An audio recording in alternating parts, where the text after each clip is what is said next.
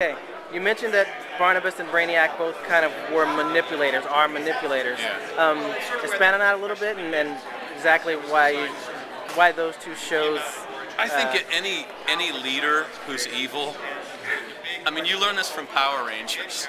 You know, the evil that a good leader speaks to the good in his team and supports his or her team and works out problems and facilitates and stuff like that. And a bad leader will manipulate and speak to people's fears and insecurities in order to motivate them.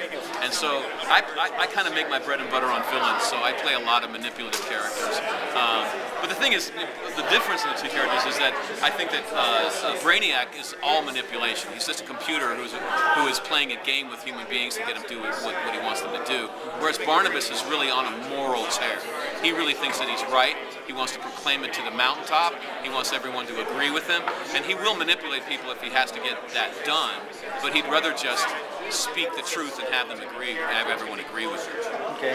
You're with Caprica. You're on the sci-fi side. With, say, Buffy, you were on more the fantasy side. There's like a little bit of a debate that people were having about science fiction versus fantasy. And you being on both, is there a difference to an actor, and how are the genres different at all, and do you see a difference? I see them both very much in the same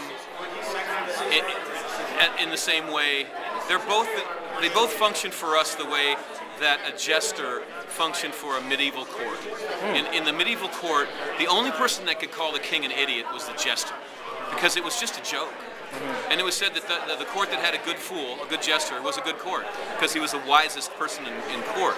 And I think that science fiction and fantasy function the same way, that we can talk about things that are almost too serious for other TV series or movies to talk about, things that they would shy away from.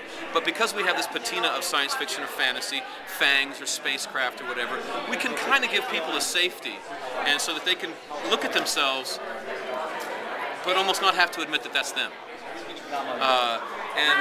The only real difference for me between science fiction and fantasy is, in science fiction you have to explain yourself. You have to go talk about tachyon beams and how the gravitational warp will actually work with this.